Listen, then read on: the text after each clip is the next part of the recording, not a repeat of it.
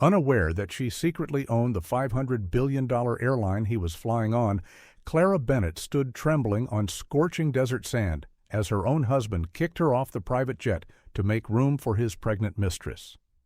But the cold laughter of his mother echoing from inside that jet would become the very mistake that stripped him of everything he thought he controlled.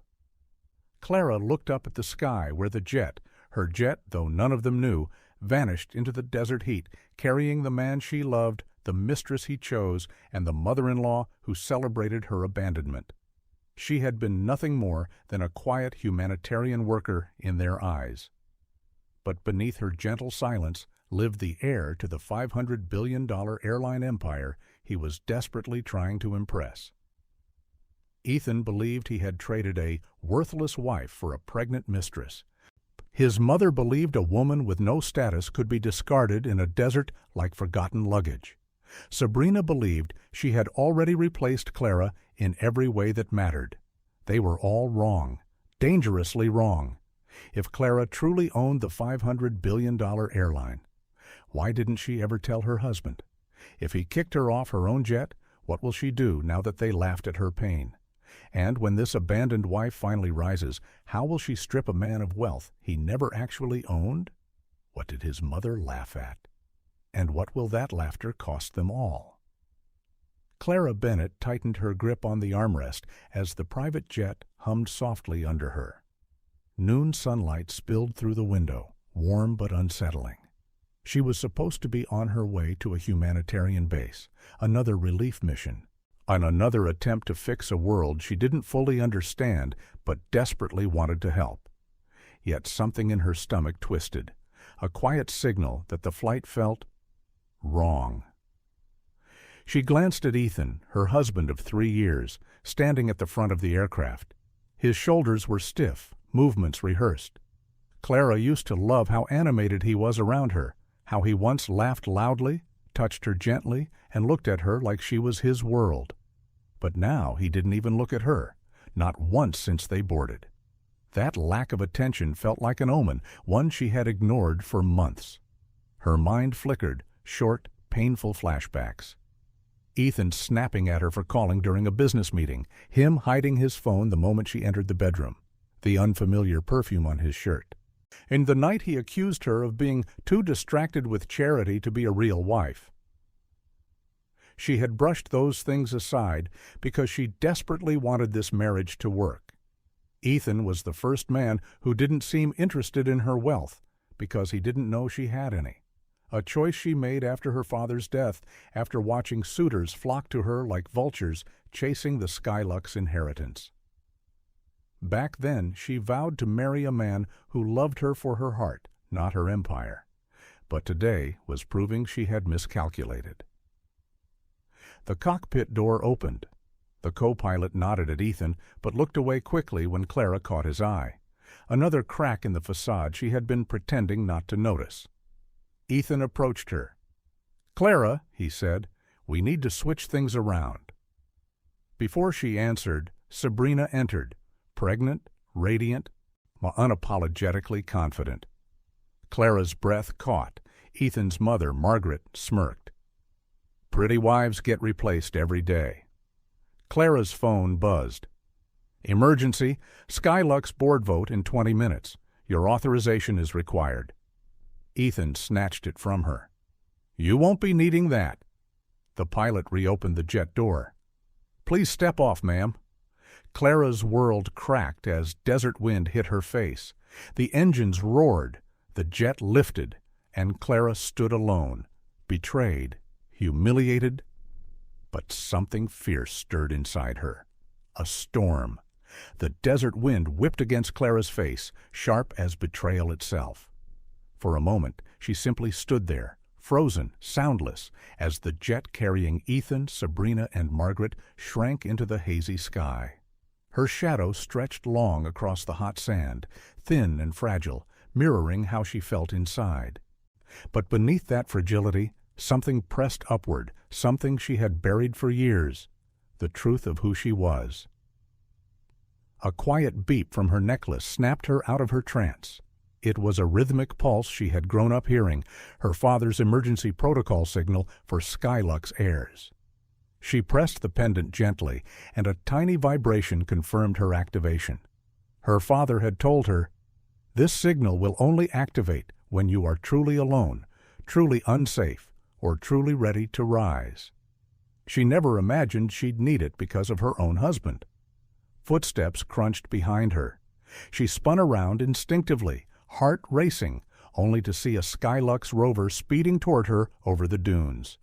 Relief mixed with embarrassment. She hated feeling rescued. But today she had no choice. The rover slid to a stop. The door opened, and Charles, her father's old assistant, stepped out, eyes wide with concern and confusion. "Miss Bennett, how on earth did you end up here?" Clara swallowed hard.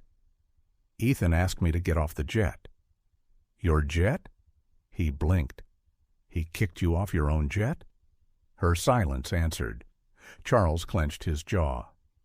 "Ma'am, the board is in emergency session.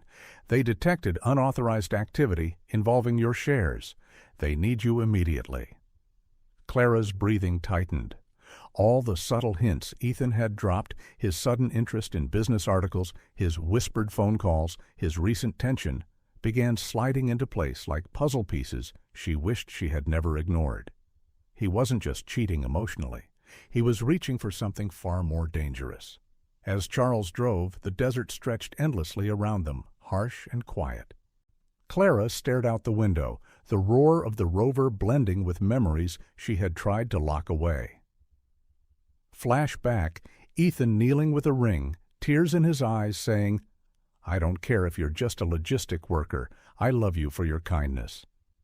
Back then, she believed him. She wanted so desperately to believe that love could be simple, pure, untouched by wealth. Flashback, Margaret's first meeting with her, eyes scanning Clara's clothes like she was judging a product. No family, no connections, no inheritance. Clara had smiled softly and said, "No, nothing like that." Margaret's relieved sigh haunted Clara now. Attempted to move 12% of Skylux shares into an offshore shell company. We stopped it before final authorization.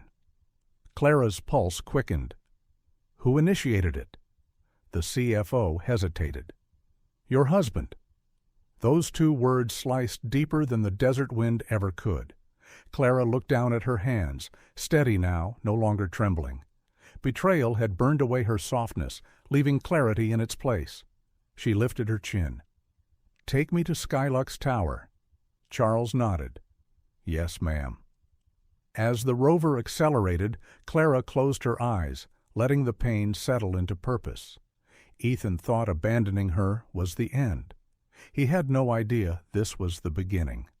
The Skylux Tower rose like a blade of glass against the skyline, its mirrored surface catching the sun so fiercely that Clara had to squint as she stepped out of the rover. She had walked through these doors countless times as a child, clutching her father's hand, listening as he said, "One day, Clara, this world will rest on your shoulders. Carry it with grace." She never imagined she would return like this, shaken, betrayed, and moments away from confronting the collapse of her marriage and the empire she had hidden. Employees rushed forward as she entered, their eyes widening. Some bowed, some froze in shock. Clara's identity had always been confidential. Only the board, her legal team, and a handful of executives knew she owned the entire airline. To everyone else, she was simply the quiet heiress who never showed her face.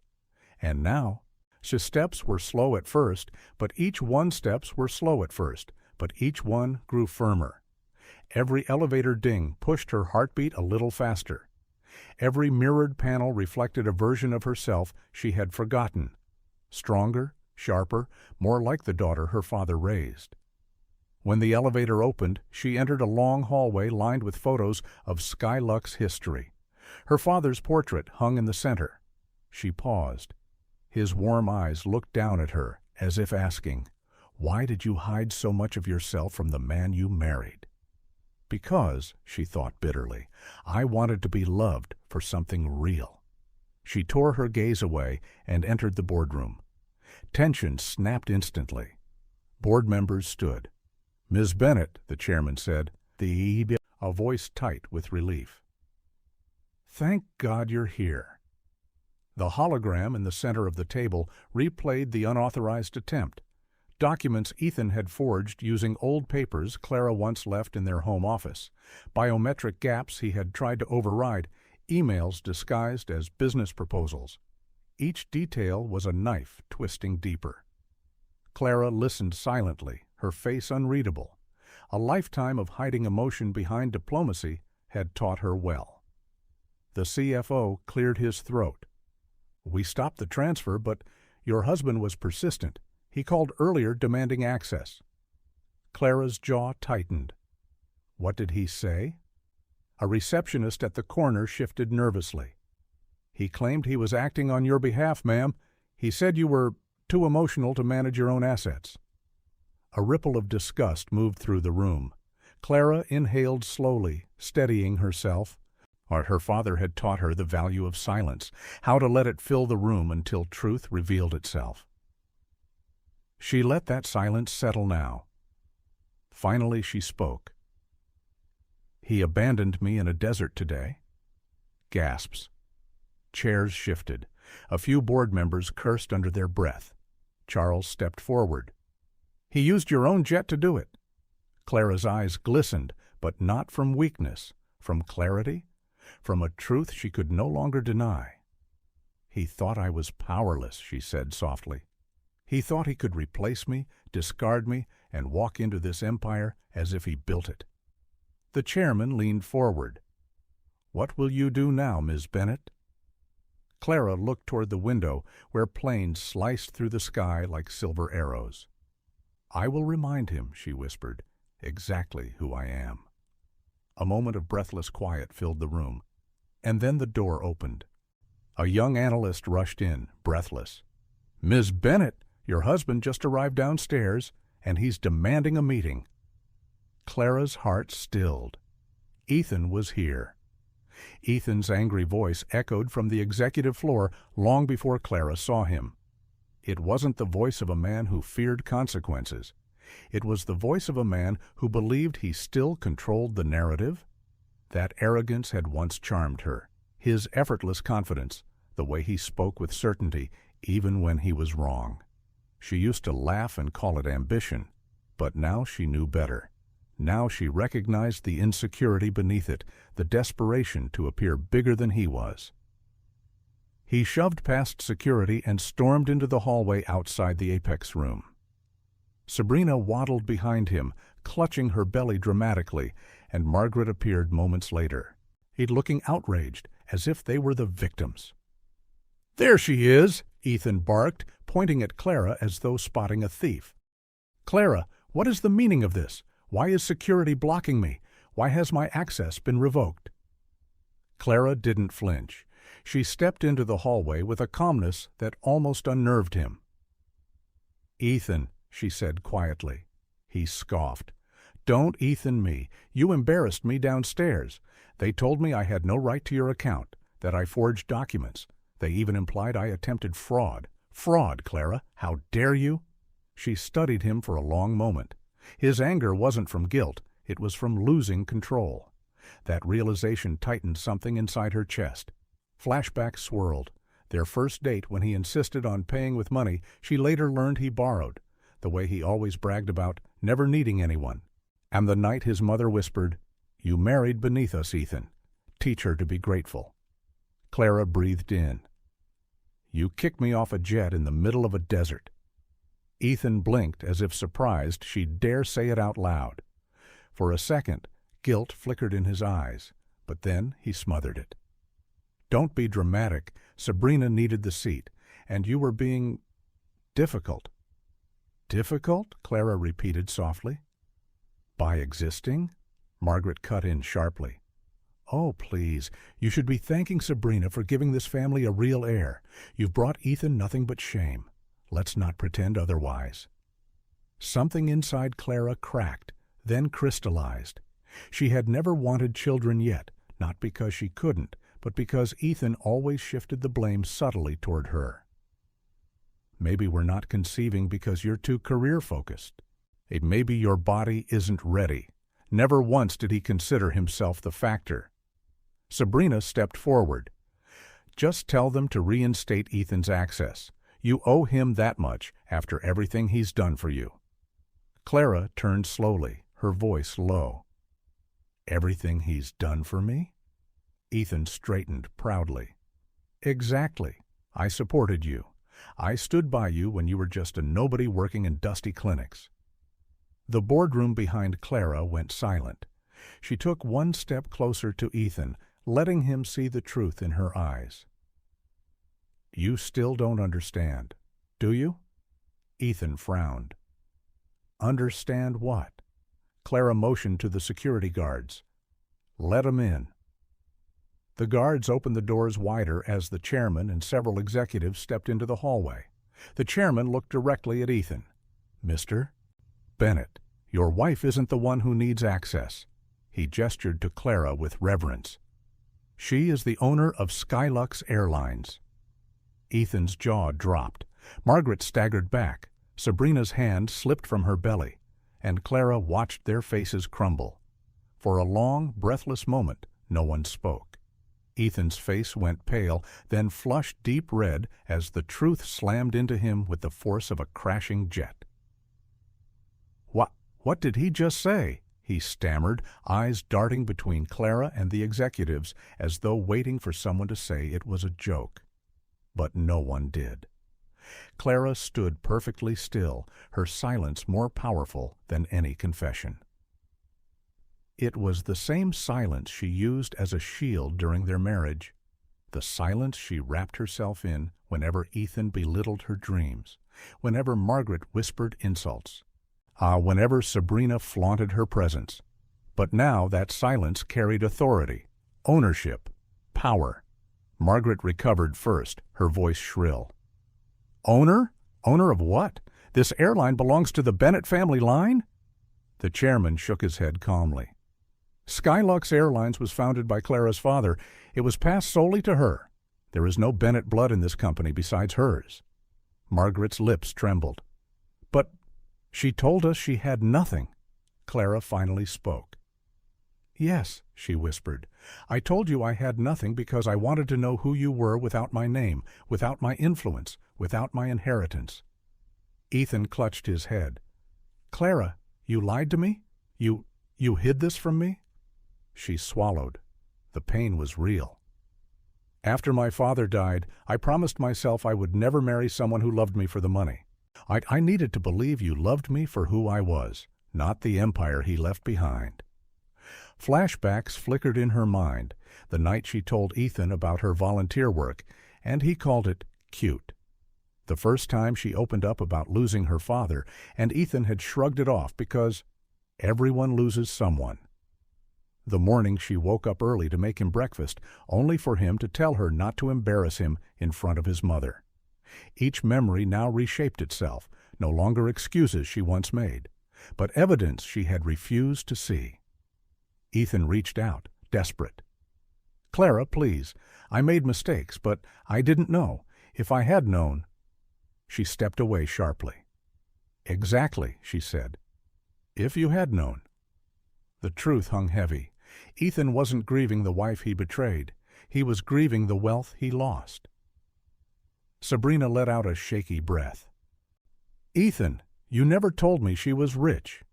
Ethan snapped. I didn't know. But the panic in his voice exposed him. Sabrina's eyes hardened, realization dawning that she had traded one illusion for another. She slowly backed away. Margaret clutched her purse.